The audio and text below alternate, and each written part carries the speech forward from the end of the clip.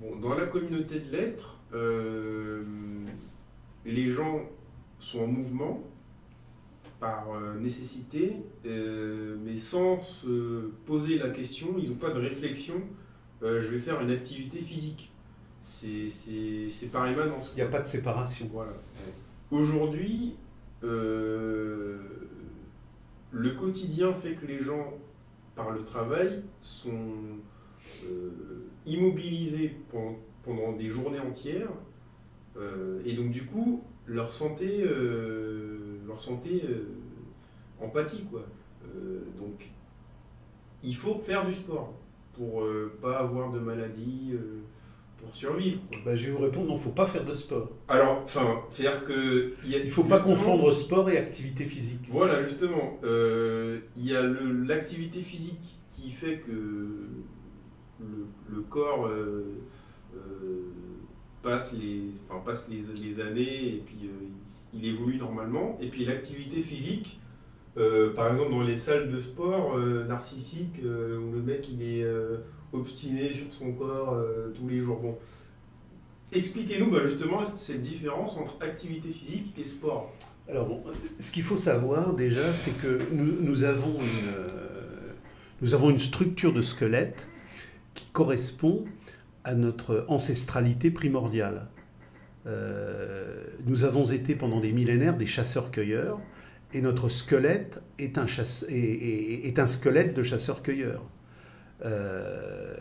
On découvre des hernies discales postérieurement à la sédentarisation. C'est complètement ignoré dans les fouilles archéologiques de la préhistoire. Donc, qu'est-ce qu'un chasseur-cueilleur? C'est un homme qui marche de manière assez rapide, quelque chose comme 12 à 20 km par jour. Mais c'est une activité cosmique, physique, nécessaire. C'est la joie de la reproduction du groupe dans sa vie nécessaire. Pour chasser, pour cueillir, le squelette se met en mouvement dans un épanouissement de chasse, dans un épanouissement de cueillette, dans un épanouissement de mouvement, dans un épanouissement de déplacement. Et c'est une activité physique qui n'est pas décidée. Elle est spontanée dans le cadre communautaire et elle correspond à ce que chaque membre de la communauté va faire dans la nécessité du reproduire le groupe. C'est pas un labeur, c'est pas un travail, parce que de toute manière, la communauté organique ignore le travail, elle n'est pas dans le travail pour l'échange, elle est dans le produire pour la vie. Donc quand je vais chasser, quand je vais cueillir, c'est un acte spontané de joie qui n'est ni du travail ni du loisir, c'est une nécessité biologique historique première.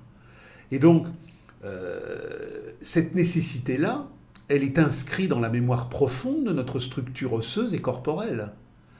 Donc, il est bien évident qu'aujourd'hui, au terme de toute la marchandisation sociale et historique du monde, on est arrivé à une sédentarisation quasi totale.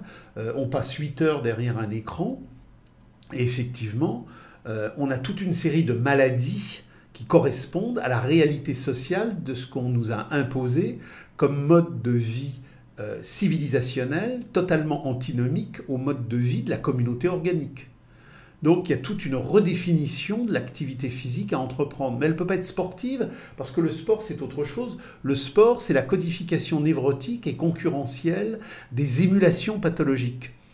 Dans la communauté primitive, entre la chasse, la pêche, la peinture, l'acte d'amour ou l'acte de jeu avec les enfants, on va se jeter dans une rivière et puis on va faire les fous dans une spontanéité. Mais il n'y aura pas de sport aquatique.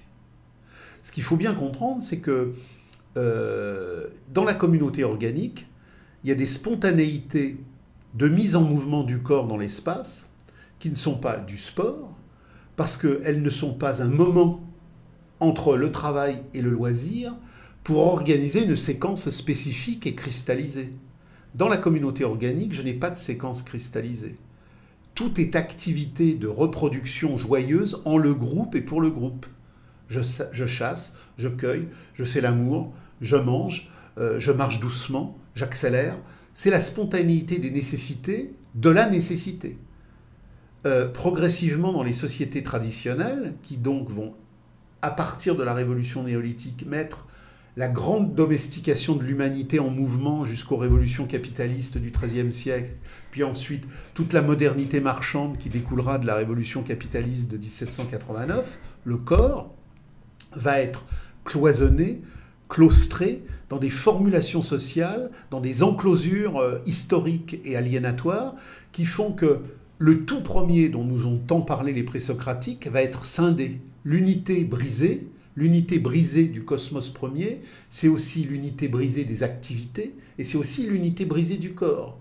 Donc, on va progressivement produire un certain nombre de champs pré-sportifs qui seront des défouloirs collectifs. Je veux dire qu'il y a déjà une marge entre le jeu de la soule au XVe, XVIe siècle, qui est l'ancêtre à la fois plus ou moins du football et du rugby, avec les jeux antérieurs et les pratiques qui ne sont ni sportives ni ludiques, par exemple des aborigènes. Il faut bien comprendre qu'au début, j'ai même pas d'activité ludique parce qu'il n'y a pas de fête. La fête, elle naît de cette rupture d'harmonie qu'il faut que, pour compenser les moments tristes, j'organise des moments gais. Mais dans la communauté organique, il n'y a pas de fête.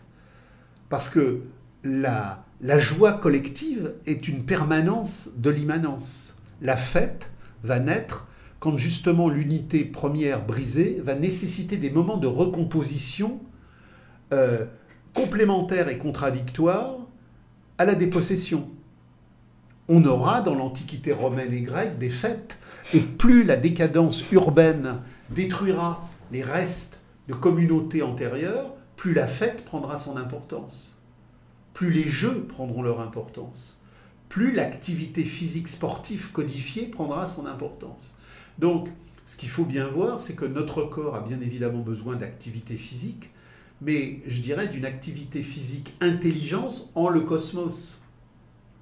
Le mec qui court sur du bitume en se bousillant la colonne vertébrale avec un petit compteur débile sur le bras droit pour mesurer le temps qu'il fait aujourd'hui par rapport au temps chronométré il y a 2 jours, alors effectivement, ça bouge, mais c'est complètement aliénatoire. C'est le continuum du travail dans une forme aliénatoire diversifiée à l'envers. Les salles de gym, c'est pareil. Donc le capital crée aujourd'hui une mise en forme nécessaire des corps pour continuer le bétonnage des âmes, pour continuer l'abrutissement des corps, pour continuer l'abrutissement des âmes, pour serviliser la rentabilité au travail et la reproduction sociale de l'aliénation, le culte du corps, le culte physique du corps et le culte du divertir et des distractions aliénatoires qu'il y a autour est décisif. Donc rien n'est neutre. Tout ce qui a lieu dans la société capitaliste de la tyrannie de la valeur est fallacieux et anti-humain.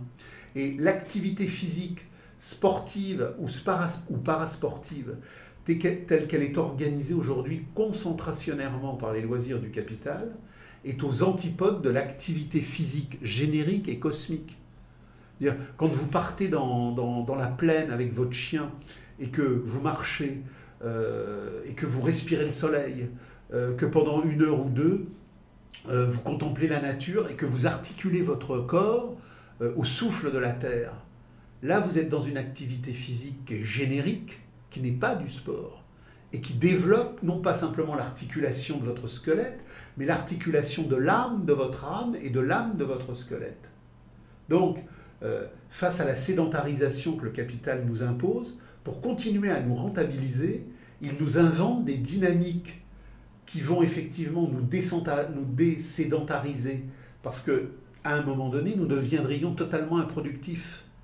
Donc, de la même manière que maintenant des entreprises vont créer des crèches, de la même manière que des entreprises vont créer des centres de sieste, on va créer des centres de dynamisation corporelle et sportive pour que la marchandise humaine réifiée demeure rentable dans sa production et dans sa joie aliénée. Donc, de ce point de vue-là, l'homme sacral ignore la religion, il ignore la politique, il ignore l'art, il est dans la communauté où tout se fait en création infinie, et de ce point de vue-là, de la même manière que Marx, dans la critique de l'économie politique, nous dit « à bas l'économie, à bas la politique, à bas l'écologie, à bas le sport ».